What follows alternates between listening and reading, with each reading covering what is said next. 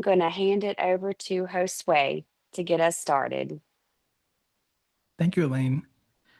All right, and I'll just jump right in to the presentation and introduce myself as I go. So this is a quick introduction to geek therapy. Before I get started, just a quick disclaimer that, anything I show here, the interventions and modalities may be beyond the practice of mental health professionals. As a licensed professional, you're always responsible for reviewing your scope of practice, including any activities as defined by your state and local laws.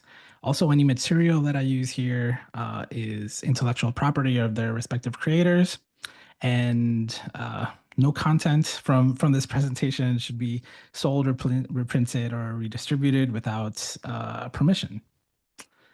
Now that we've got that out of the way, what are we covering today? So we'll have a quick overview of geek therapy theory, the mindset, how to practice, and some community and resources. That means we'll cover what is geek therapy, how to think GT, how to do GT, and how to be GT. So, a little bit about me. This is a picture from a few years ago. I was at a pop culture convention in Chicago. This is one of my favorite pictures. I'm so excited because that Batman that is standing right behind me is it's a cosplayer, and he's dressed in my favorite Batman outfit. It's from the 1990s. It's a very old storyline. I love it. I was so excited. But also, the person who made that costume and is in that costume is a clinical psychologist, and he does cosplay for fun. And it's just one of those pictures that I'm like, I can't believe that this is happening. This is real. It was a lot of fun. Like Lisa mentioned, I trained at the Albert Ellis Institute in New York City, and I am the founder of Geek Therapy, both the model and the nonprofit organization. And just a quick history of how Geek Therapy came to be. When I was a mental health counseling intern, I was working at a location at a hospital, working with small children. They had a Nintendo Wii. I asked my supervisor, "Hey, we have a Nintendo Wii. These kids really like video games. I have some ideas for how we can work with them." And my supervisor said, "Absolutely not." I did not like that. I was not very happy. And so some say that out of spite, I went and I started a website collecting information and building a community. And that's where Geek Therapy comes from. I'm glad to say that after all these years, Geek Therapy is part of a bigger uh, field that we like to call the therapeutic and applied geek and gaming. And it's large enough that we've been able to run a professional conference for years now. Next year is our sixth professional conference, and we have hundreds of presentations on using geek and gaming culture. But today, you're here to learn specifically about geek therapy, and so let's start by defining the term. What exactly is geek therapy? And more importantly than any definition is this one idea, is that geek therapy is complementary to your professional training. And this comes into play a lot, especially when talking to younger clinicians. I don't know how many of you are kind of early career stage, but we've found that a lot of younger clinicians come to our community, come to the organization, and ask how to work in anxiety, for example. And it's so important to have a very good grasp of your own theoretical orientation, and that'll come into play in the conversation as we proceed. So I'm curious if in the chat you could tell me, or if you don't mind. I don't know if it's okay, Lisa, for people to use their microphone, but if that's okay, go for it. But otherwise, in the chat, could you just tell me what your theoretical orientation is? What kind of school of therapy do you practice? Very important. Like for me, it's rational emotive behavior therapy. Like I said, I went to the Albert Ellis Institute in New York City. So that is how I conceptualize cases.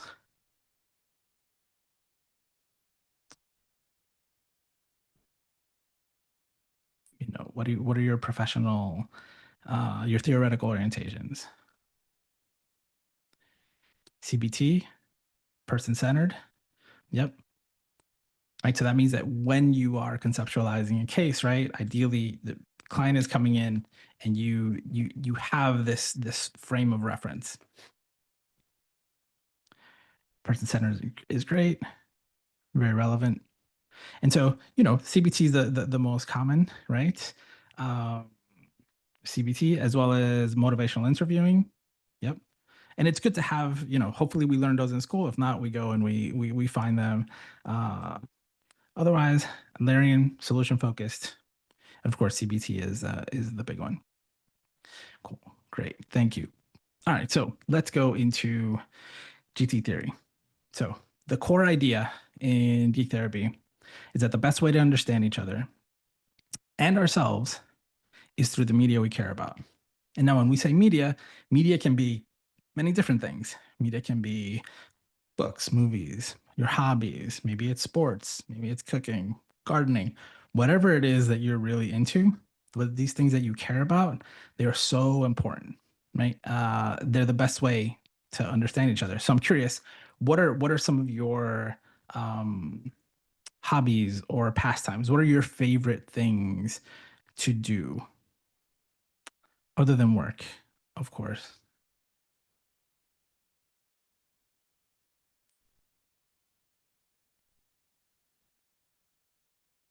For me, I jump around a lot. I do like video games. I do like generally conventionally geeky stuff. I like playing board games and video games. I love me some sci-fi and fantasy. And depending on when it is, I got really into gardening during COVID. And lately I've and as like very recently into collectible card games.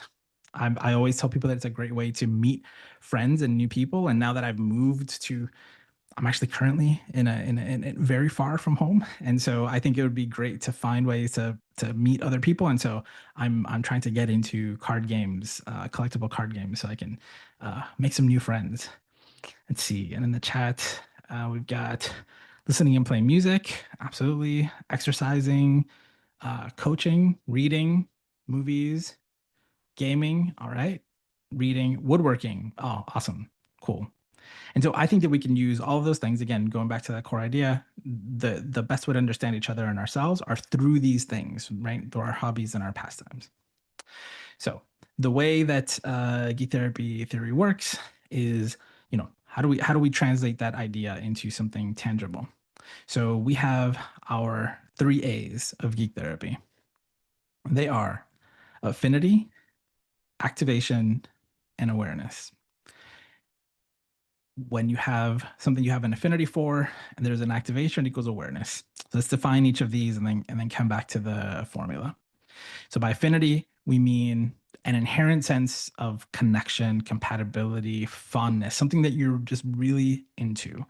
It can be, there are differing degrees of how much affinity you have towards something, but just there's a comfort to it. There's an openness to connecting with this particular topic or activity. Then by activation, we mean some kind of reaction, right? Maybe there's something that let's say, right, we're reading, right? And so we're reading a book and we might have positive or negative emotions in that experience, but those feelings are much stronger when we have an affinity for the material. If you're reading a book that you really didn't want a book, like for school, it's not going to make that big of a difference. But if it's a book that you really like from one of your favorite authors, one of your favorite genres, that activation can be very meaningful. And then that activation can be, like I said, it can be positive, but it can also be neutral. So just some kind of reaction, maybe you don't understand what it is, some kind of resonance, like it spoke to me, or I see myself in the material. It's very relatable. Like I said, it can be positive. I felt joy, inspiration, excitement, right? Something I feel very strongly, a strong attraction towards the events or the people in that story. Or it could be negative. It makes us feel scared, sad, angry. Repulsion is one, right? You're just disgusted by the events or what happened, or maybe some of the characters. And finally, the third A, awareness. This is the resulting insight, understanding, realization that you gained through the exploration of that affinity, right? In a meaningful context. Again, this because you have an affinity for this material, it is meaningful just by definition. So an awareness can be something like, just some sort of insight or understanding. You realize something, maybe you perceive something new that you had not seen before, maybe something about yourself, might be some kind of clarity, an aha moment, a duh, or one of these, just there's no words for it, but you know what that is. So those are our three A's: affinity, activation, and awareness. And it's really the core formula for um, geek therapy. It's what we come back to. It's how we conceptualize our cases and how it can help us work with our clients. So next, I'll keep going forward for the sake of time. I start talking about GT mindset. So this is important. This is how to think GT. We've got our core formula right now. How do we think GT? This is important because especially, we're limited on time. This is just an introduction. And so I'm going to show you, we have a lot of mottos and short phrases to help therapists and practitioners think about their cases through this geek therapy lens. And there's a bunch of them. These are just some of them. There's more. We won't go into all of them for the sake of time, but I will highlight a few of them. One of them is media matters. Media matters means it doesn't matter what the medium is, right? We've talked about, someone mentioned woodworking, playing music, coaching, right? Exercise, whatever it is, it matters because it matters to us. It matters to our clients. And so whatever it is, it matters. Very closely related to that is the idea of don't yuck my yum, meaning, hey, you don't like, let's see, right? You don't like woodworking. You got some splinters a couple years back. You hate woodworking. You hate wood for some reason. No, I don't, now's not the time to talk about it. We're in therapy. We're trying to build a relationship here. We're trying to work on something. Now's not the time to tell your client that you don't like the thing that they're into.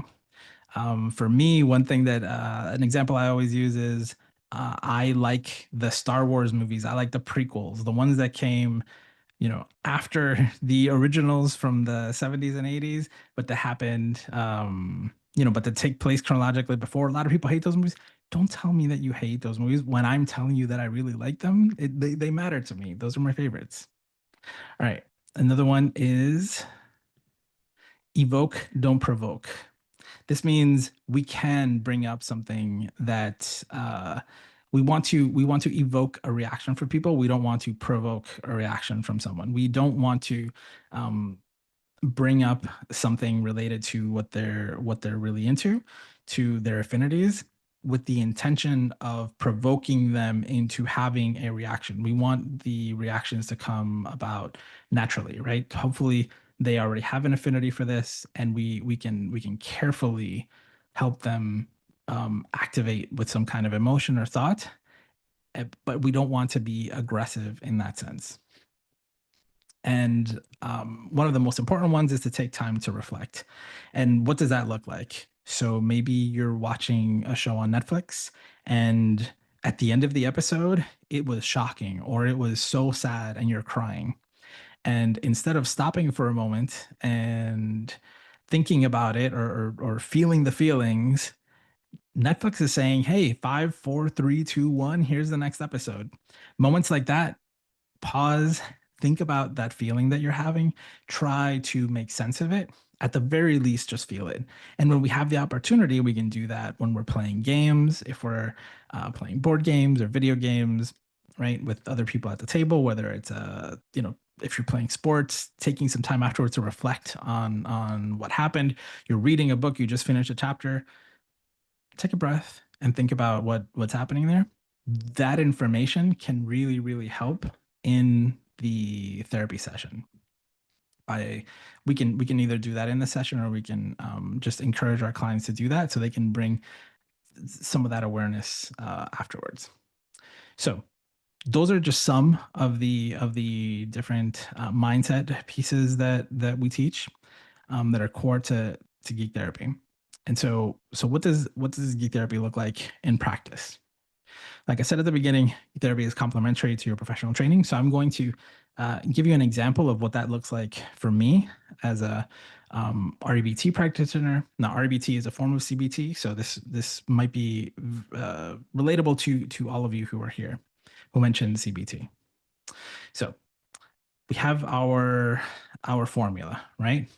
A plus A plus A, affinity plus activation equals awareness. Now, in REBT, and also just full transparency, I studied at the Albert Ellis Institute, and if you studied REBT in school, REBT also has its own equation. So it inspired me to kind of conceptualize what we do at Geek Therapy in the same way. So in REBT, the formula is you have an activating event, and you have a belief about that activating event, and then that results in either emotional or behavioral consequences. So let's say you're working with the client and we have we're looking for some kind of awareness, right? That and we want to tie that back to the belief. What we're looking for really is the belief in our core theoretical orientation. And awareness in geek therapy can really help us understand that belief. So here's a personal example. A few years ago, there was a movie called Spider-Man: No Way Home. I'm I really like Spider-Man. I like the character. I've grown up on it. It's a story that it's a hero that I've followed for my entire life. I'm there opening night to see this movie, right? I have an affinity for the character of Spider-Man. I really care about it. When I saw this movie, I was not happy. I was so angry at the end of this movie. Just very, very strong feelings. If you've watched it or if you're aware of it, uh, I can explain later. If you haven't, I won't get into too many details. But the really what happens, without getting too specific, is that the main character of Spider-Man. It turns out that in this story, he has to sacrifice a lot, almost everything that he cares about in his life to be a hero. The way that I saw the movie, it was like he had to suffer in order to be a hero. And that made me so mad. And I kept thinking about it and I kept reflecting on it. And finally, I came to the realization that the reason why it bothered me so much, that for him to be successful, he had to suffer so much, had to do with how I felt at work, right? I'm at work and I'm thinking, why does it have to be so hard? Why am I dealing with people who are making everything so difficult? It shouldn't have to be this way. And if you know RBT, you should, Albert Ellis used to say, "Don't should yourself." And if you catch yourself saying "should," that's a big, that's a big insight into your beliefs about a situation. And so my belief was that I should not be having to suffer so much to be able to simply do my job or get paid. And I reached that. I was dealing with this in therapy, but it really didn't click until I saw this movie and really thought about it. So hopefully that explanation illustrates how you can bring these ideas into the work that you're doing through the conceptual lens that you work in day to day. So when we talk about doing geek therapy, right? We talk about it in three different ways. We say they geek out, meaning our clients or our students. I geek out, being the therapist, us, the ones who are actually doing the practice, or we geek out, meaning both of us. And what we mean by that is that if the client is the one whose affinity we're using, then we're using very non-directive approach. And then if it's our affinities, then it is a much more directive approach. And then if it's something that both of us have an affinity for, then it's much more collaborative. So for the purpose of explaining of having different examples as we proceed, I'm curious, what is something that someone in your life really, really likes. It could be a significant other, it could be a family member, it could be a friend. They're really into something. They have an affinity for something, but you really don't. You do not like the thing that they are into. Give me an example. It's usually when at least a few people say golf, farm work. I'm curious who in your life loves farm work and you do not like it. You don't want anything to do with it. Gardening. Yep. Video games. Oh, yep. No, it's okay. It's okay. That happens a lot. That happens a lot. Right? So maybe somebody who is really into, again, they love.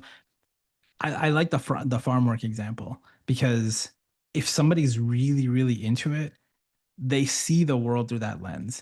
They're probably bringing it up at times when you're surprised that they're bringing it up.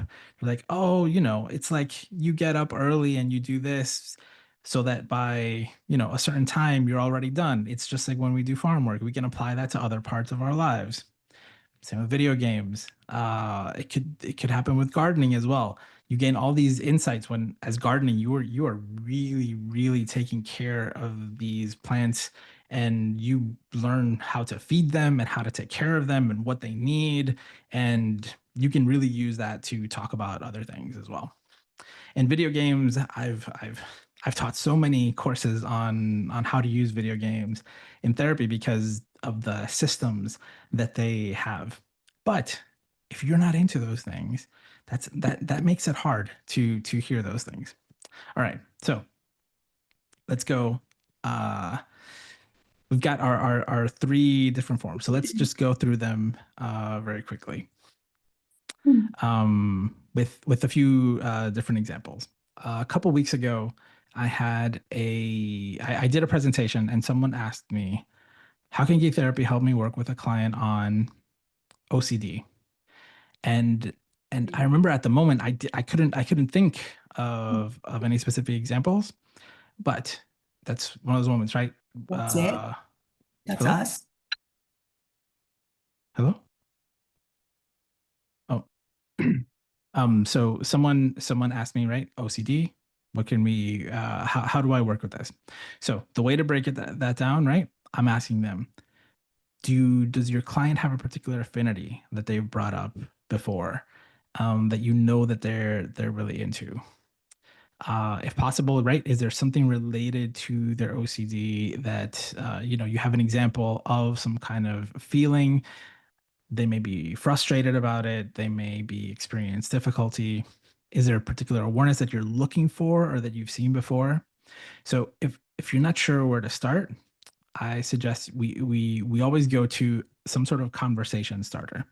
And a conversation starter is some kind of medium or media that we can activate off of, or that we can react to.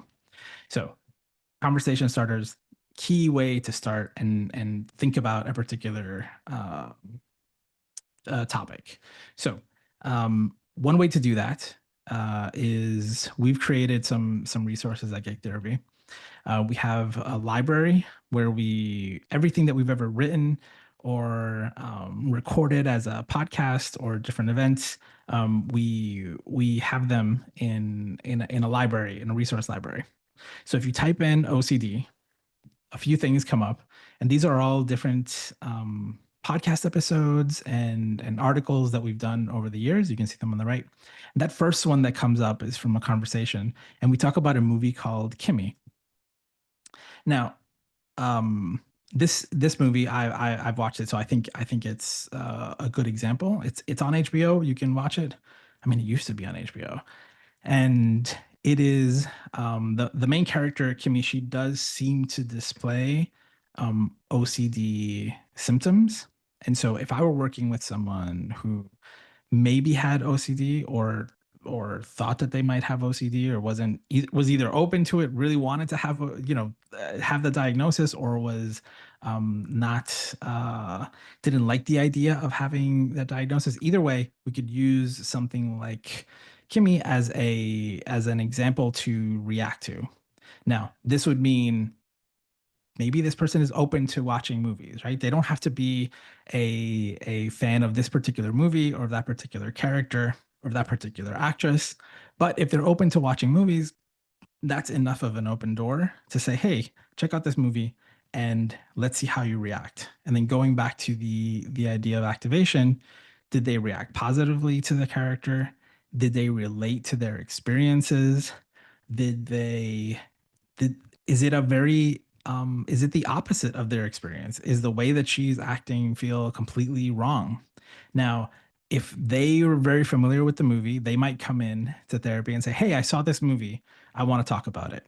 And then that would be a very non-directive way of letting the client use their affinity and activation and sharing their awareness with us. Maybe they don't have an example, a media example. So we might suggest a movie like this. You go to the Geek Therapy library, you find one of these examples, and you say, hey, maybe check this out and let me know what you think.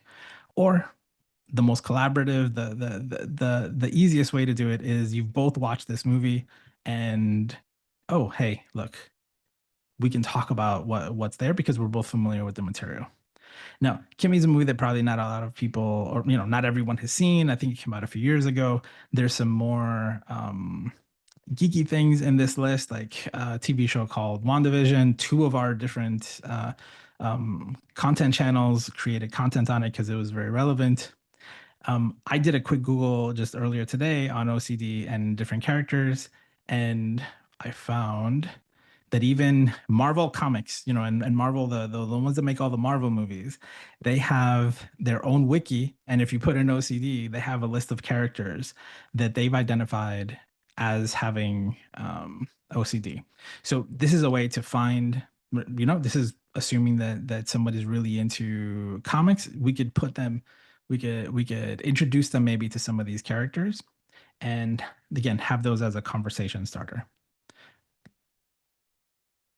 So again, affinity, activation, and awareness, right? We're talking about having some sort of, hopefully, an open door, something that they're into enough that we can react off of through activation, and then hopefully achieve some kind of awareness. Now, here are a few other examples, and these will be a little faster as we go through. So this is a video game called Mario Kart. It is, I believe, one of the best-selling games in the world. So you're all hopefully familiar with it, even if you haven't played it. And this is a video game that for a lot of people brings joy, and for other people it does not bring joy because of this particular thing right here. It's called a blue shell. It is a device in the game that punishes you for being good. For once you're in first place, other people get the opportunity to use this device to knock you out of first place. It goes with my theme before about, like, why do I have to suffer, to be successful? But in this particular case, you are punished for being in first place. And I have a colleague who used to play a game called what did he call it? Controllers Down. And what he would do is he would have a client play this game because, the client was very open to video games, or they liked this particular game. And so he would have groups of kids and he would have them play this game. And then he would say controllers down. And at that moment, they had to just put the controller down in the middle of a race. Now they're having a great time. They're having a lot of fun. And the idea was to work on frustration tolerance, right? Now, this is something that maybe the parents were struggling with at home because the kids won't stop playing. Maybe one of you, your husband is playing video games and you tell them, hey, it's time for dinner, and they don't come. This was an activity meant to work on that, right? So in a safe, controlled environment, they were able to stop, and it would activate this kind of frustration tolerance, and frustration, period. And then the therapist could work with them and with families to do that. So using a game that people are really familiar with, using a game that maybe a particular kid really, really loves, And then because they have an affinity for it, we can use it to address all these other issues. A more serious example, last year there was a movie called It Ends With Us, and it was about domestic violence. It was, I think, a very important piece of media to come out last year because it got people talking for a number of reasons. But it was a movie about domestic violence that got people had a conversation going. But maybe you don't like this type of movie. Maybe you're someone who would rather read a book or read a graphic novel. So if the topic that we wanted to address was domestic violence, I might suggest, depending on the person, I might suggest, hey, maybe It Ends With Us. It's a drama. Check it out. Or, hey, I have this graphic novel. It's a memoir. It's about toxic relationships and domestic violence. Maybe this is something that you might be more open to. And also last year, there was a TV show, I think it was on AMC, Interview with the Vampire, where also the issues of domestic violence were very prevalent. And here, much geekier version of that, much more fantasy version of it, right? Like we have vampires who are being violent with each other in a very toxic relationship. And so, but it's vampires in a fantasy setting. But it's still a very serious topic. So depending on person's affinity, I might suggest, hey, check this out, or let's watch a scene from this particular show, and maybe, let's see how you feel. One example from our GT library, when I was looking at domestic violence, if you're into science fiction, there's an old episode of Star Trek where one of the therapists in our community saw that this particular alien race, which is called the Borg, they basically force people into assimilating and having these they assimilate them, and basically they become part of a collective. And the therapist that wrote this really saw the way that it was portrayed. He said, oh, this is a good analogy for a toxic relationship and even issues of domestic violence. So very abusive relationship. How can we talk about it using something that someone really enjoys, like Star Trek and science fiction? Another topic, more adult-based, going back to my affinity for Spider-Man. These are two very interesting stories. These are stories about struggling with age and life choices. I think I'm in a midlife crisis right now, and so these stories really resonated for me. The one on the left is called Spider-Man Life Story.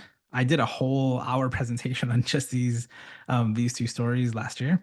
And Life Story goes through the life of a version of Spider-Man, where every book in the series moves 10 years further. And so you see him at different stages in his life. And we see him when he's in midlife, when he's reaching end of life, and the different struggles that come up. And the story is full of very relevant examples that people might be struggling with. And if someone is open to comic books and they're an adult, they're struggling with aging, big life choices, that's a great one. And then that was the one on the left. The one on the right, Ultimate Spider-Man, this is a new book that came out, I believe it started last year. And it shows a version of this hero, Spider-Man, that has been around for decades, but it shows a version of him that doesn't become Spider-Man when he's a teenager, like in the original stories. In the original stories, he always becomes a Spider-Man when he's in high school. And in this story, it happens much, much later in life. He has a kid, he's married, I believe he's in his 40s when this happens, and it's how different that experience is. And it also touches on the idea that he feels like something was missing his entire life in this particular version of his life. Maybe someone isn't into comic books, maybe they're not into superheroes, maybe they're into anime. A lot of people are into anime. This is a pretty new show called Kaiju Number 8. Kaiju are like giant monsters like Godzilla. And this show is a lot of fun, but really what it's about is the main character in the center. he's in his 30s and everybody else is very young. And a lot of these shows, the hero is usually a teenager or a kid. There's actually a meme on social media right now that I think is pretty funny, which is, why aren't the heroes in our stories ever in their 30s or 40s? And it's probably because their back hurts, or they're tired, or their feet hurt. It's not the same as when you're a kid. So this story deals with that idea that he wanted to be a soldier for his entire life, and he didn't get the opportunity until he was in his late 30s, and he's so much older than everybody else, and it's really hard, but he's driven to do that. But he has particular struggles that other people don't have because of his age. I know 30s is not that old, but trust me, it's pretty significant in the world of anime and stories like this. And maybe we don't have to go, again, we don't have to go this geeky. We don't have to go with superheroes and anime. We could go with something more dramatic. Here are two examples that have come out, I'd say, in the last 5 years. Station 11 is a post-apocalyptic drama that's all about surviving when the world is when you've lost everything. And it uses art as the main thing that brings people together and provides meaning.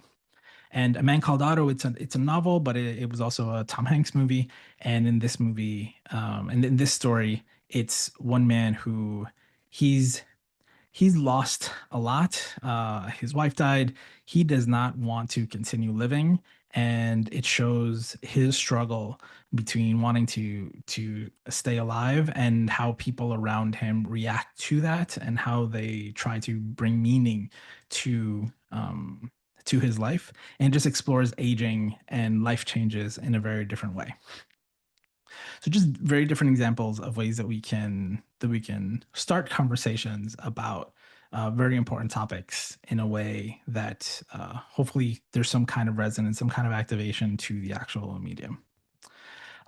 This is a quick example. This was many years ago, but we would play video games live and during events. And this is a game called Gris, Gris, and it's a game where it's a side-scrolling game, so like a Super Mario game. But you can see the artwork is very different, and it's a game where you play through the 5 stages of grief.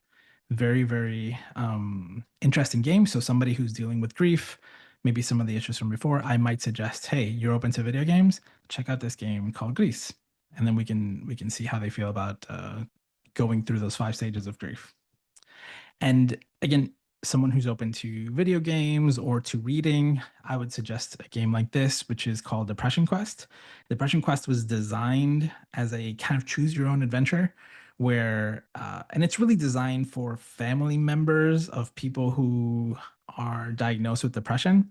But you can use it in depending on the situation. But it's really a game exploring what depression is like, and it puts you in the position of someone who is struggling with depression in a very interactive way. And I'll wrap up with one more story. I'm doing a certification in a couple days, and someone mentioned something that I think this story is very relevant. So I had a client many years ago who was very quiet. He wouldn't speak almost at all. All I knew about the client was that the parents had separated. And since he was separated, since the parents were separated, he was living with his grandparents and his mom, and it was just not very well. He was going back and forth between different homes, and he wasn't speaking very much, and he wasn't speaking much in sessions. The little bit that I was able to get out of him was when I asked him, what are you really into? What do you really like? What are your favorite things? And he said he really liked DC Comics. He really liked superhero stories. So one day I showed him my iPad. I have an iPad full of comic books. And I said, hey, look through these comic books and let's see if there are any that you're interested in, any that you would like to look at. So he went through. So, imagine you have a library available for your clients to look at. That's what I have on my iPad. So he's looking through, he's just looking at the covers. He's looking at different names. He scrolls through and he sees this particular comic. doesn't say anything. And I say, hey, if you want to read it, go ahead. So he takes a few minutes and reads through the comic.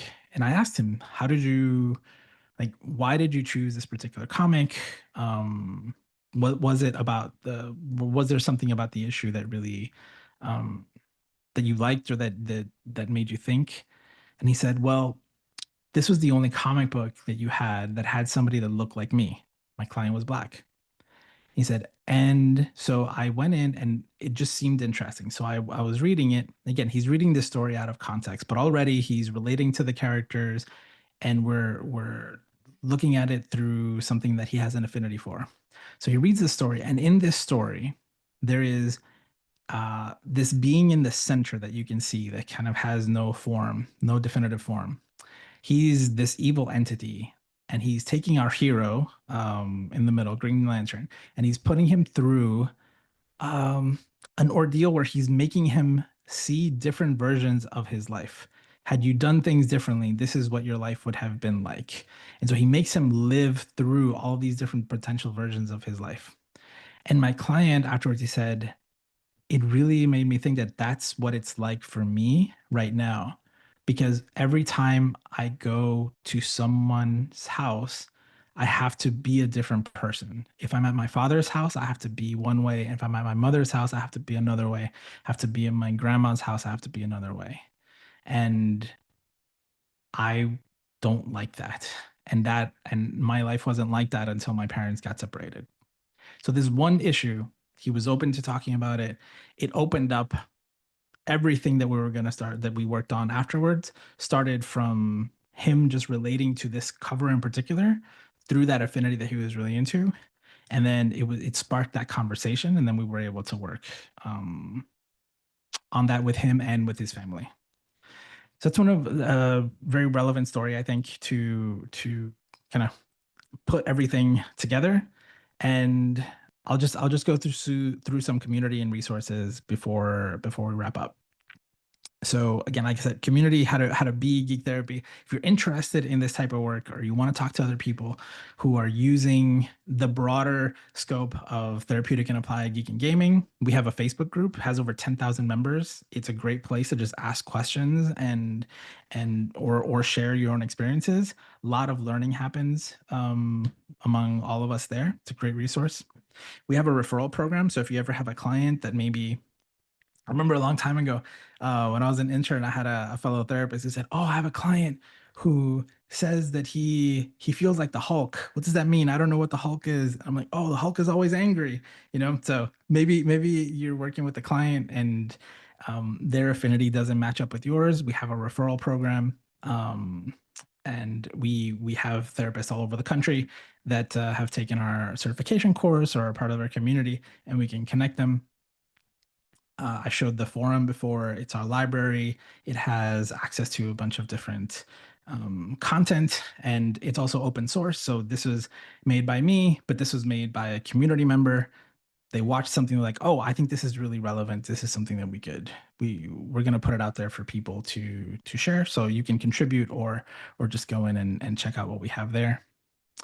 And then, yeah, so we have that. I mentioned that we have a professional conference earlier, right? People come together, you can learn a lot. We have over 200 recorded events, 90-minute presentations. It's a great way to learn about different topics if you're interested. Stuff like tabletop role-playing games and working with miniatures and models and cosplay and video games, anime. I think there's one on Captain Planet that's pretty cool. It's a lot of stuff there. And then we have a couple different podcasts as well that we have just conversations about this to help you kind of think through some of these situations. And then one thing that we started doing last year was People of Con, which is basically we are trying to also not just speak to therapists, but speak to the general public and bring up mental health conversations about the things that people are into, things that are popular.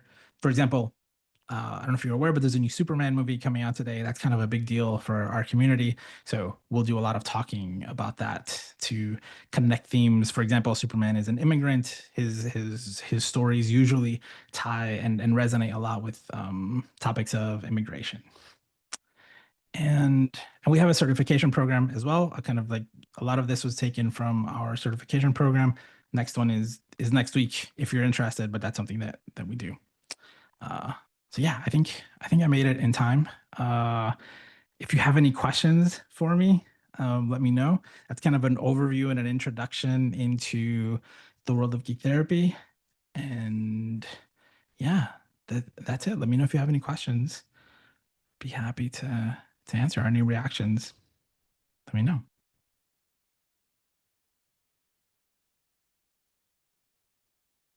And was for the waiting recording, I to guess that was it. I-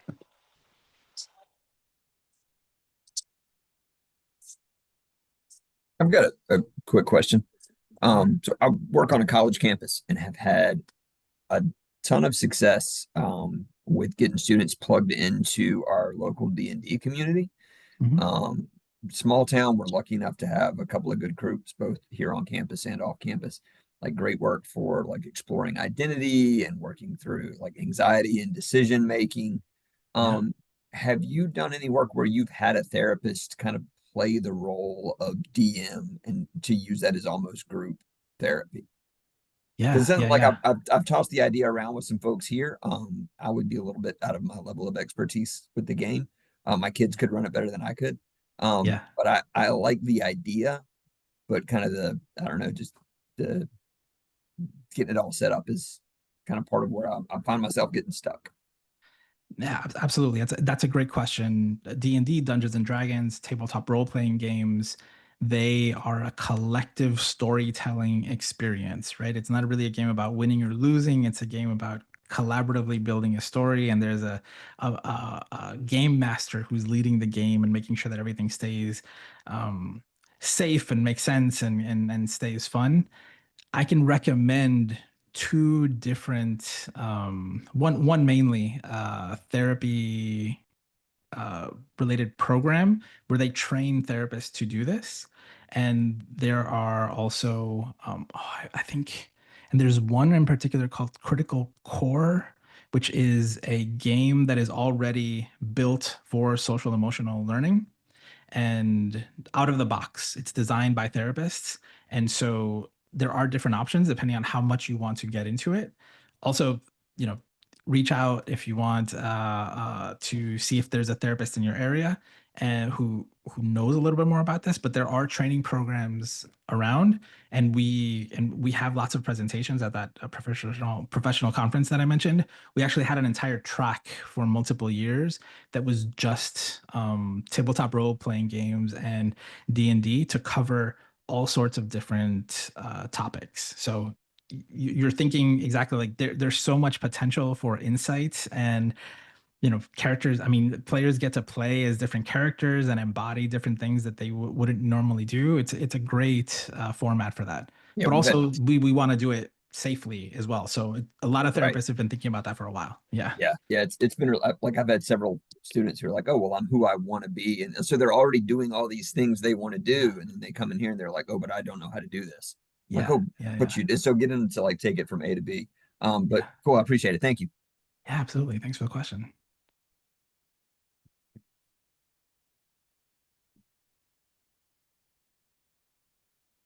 That was a great question to wrap on, by the way, if that's the last one. I'm happy to share any other information. Thank you so much for having me. And yeah, check out geektherapy.org if you want more information about this and want to reach out and learn more.